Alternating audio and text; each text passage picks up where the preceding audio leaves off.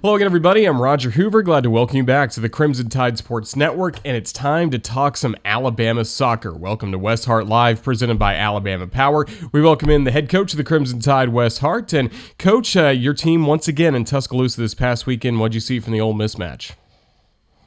Yeah, Ole Miss, I thought they had a good game plan. Kind of polar opposite of the Arkansas game. Instead of them coming and pressing us, they sat back and just counterattacked against us. And I thought they did an effective job.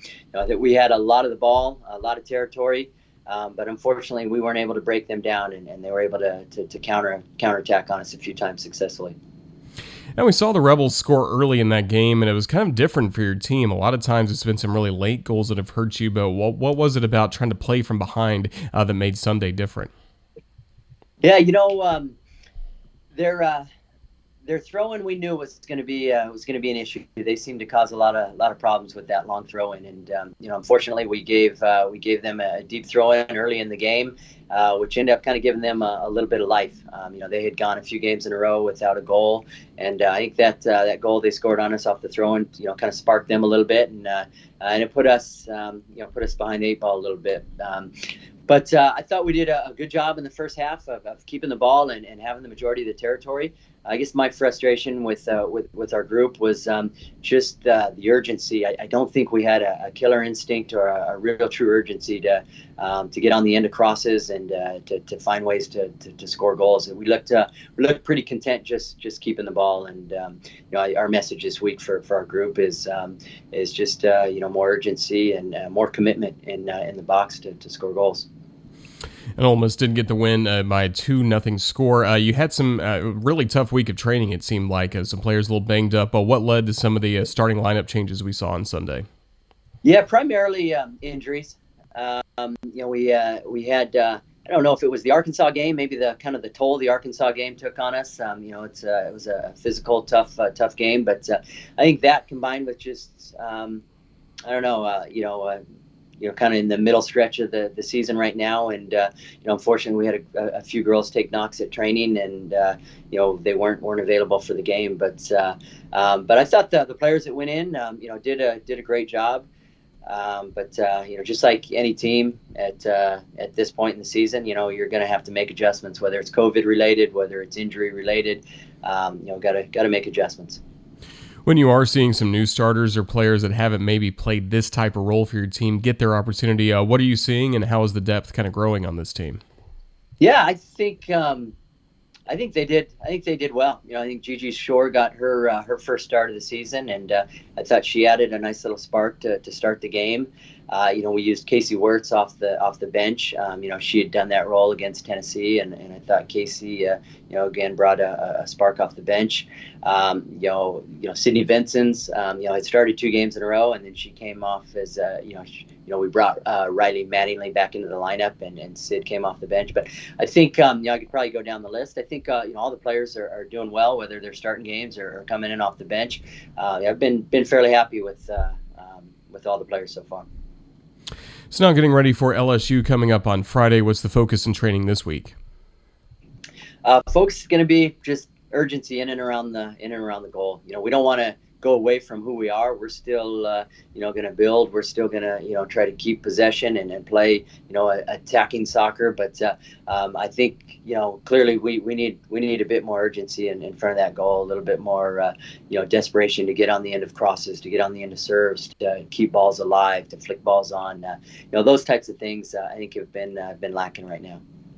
And we talk a lot about corner kicks with your team because you're able to force so many corner kicks, have so many corner kick chances last year. What are you seeing this season from your corner kick opportunities?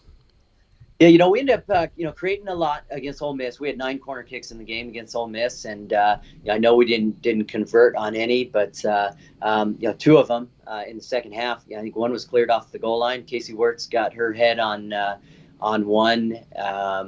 At some point in the second half, and their player on the post cleared one off the line. And then, a few minutes later, there was kind of that goal mouth scramble that was, the ball was just kind of stuck to the goal line. I think Casey originally headed it. might have been Jessica Skorka that got the shot off, went through the keeper's legs, and kind of hung out on the goal line. And then Bryn Martin slid in, and Riley had a chance. I mean, so we had a couple good looks on corner kicks, and on a different day, maybe one of those goes in. But it's we're certainly trying, and hopefully we can get one this game against LSU. Yeah, you mentioned that situation right at the goal line. When you've looked back at that on film, just how close was the ball from crossing over and putting Alabama on the board? Yeah, a little bit frustrating, because I think there was, could have been two handballs called on the play. I think the initial ball that Casey Heads hits a girl's hand, and then the player that slid for Ole Miss, she did a great job of keeping the ball out of the net, but I think it hit her hand as well. And then ended up just being a scrum. And I don't know if it crossed the goal line or not. It was kind of hard to see. But I think what was interesting to me was how, it ended up being a foul on us. Somehow they got a free kick coming out. So I don't know where that came from. But that's the game, right? Certainly is. And speaking of Ole Miss as well, Ashley Orcus is the goalkeeper for the Rebels, and she's from Vestavia Hills, went to Tennessee before transferring to Ole Miss. And Coach Mott had told us on the broadcast that he thought she was one of the better goalkeepers in the SEC. Now that you've competed against her, would you put her in that category?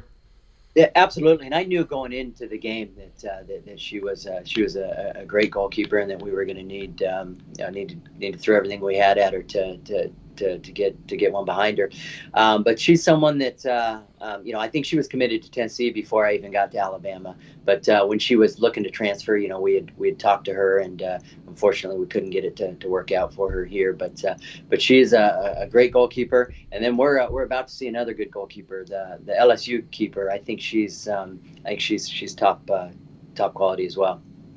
Yeah, LSU, the opponent coming up this Friday down in Baton Rouge. And LSU is a team that's been 0-3-1 so far this year, but kind of like everybody else that's losing matches or having draws in the SEC, all of these matches are really, really close, typically just losing by a goal or so.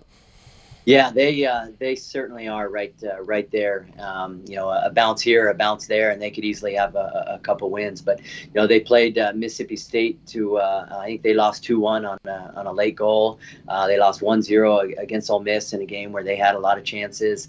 They were close against Arkansas, who, as you know, is one of the top teams in the league, and I think they lost by 2 goals, but they missed a penalty kick, hit the bar. So they, like any team in this league, are capable of winning on any given game. And so, we go into Baton Rouge knowing that we're going to be in for a fight, and they're going to give everything they got, and should be a good game. And to wrap things up, can you put it in perspective how important these SEC West matchups are for what's coming up in November in Orange Beach? Yeah. I think, to be honest with you, they're all important. I think the divisional games, kind of help you if you're competing for that divisional title, and, which we probably are no longer doing since we've dropped a couple divisional games now. But I think for seeding purposes, we got points on the table that we want to get so that we can finish with the highest seed as possible. So, we've got an opportunity this week to get 3 points and get back on the winning track. And, we're certainly going to do everything we can this week to prepare for it and be ready to go Friday.